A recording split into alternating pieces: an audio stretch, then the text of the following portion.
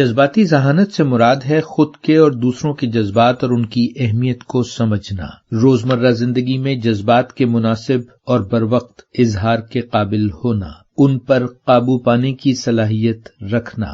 اب سے کوئی 2500 سال پہلے ارسطو نے ہمیں اس جانب متوجہ کیا تھا۔ وہ کہتا ہے کسی پر بھی غصہ کیا جا سکتا ہے، یہ بہت آسان ہے، لیکن صحیح شخص پر صحیح حد تک صحیح وقت پر صحیح مقصد کے لیے اور صحیح طریقے سے غصہ کرنا یہ بالکل آسان نہیں ہے۔ تو گویا جذباتی ذہانت کسی مہارت کا نام ہے۔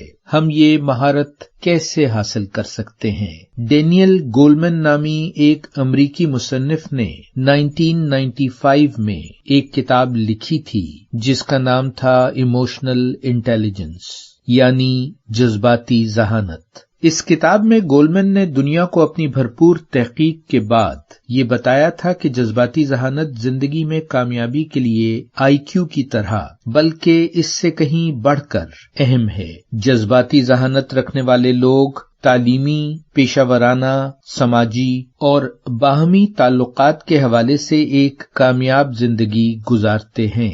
بہترین بات یہ ہے کہ ہم سب اپنی جذباتی ذہانت کو کچھ سادہ سی باتیں سمجھ کر اور ان پر عمل کر کے بہتر بنا سکتے ہیں۔ ٹک ٹاک اسکول کے اس کلاس روم میں ہم انہی سادہ سے اصولوں پر غور و فکر کریں گے۔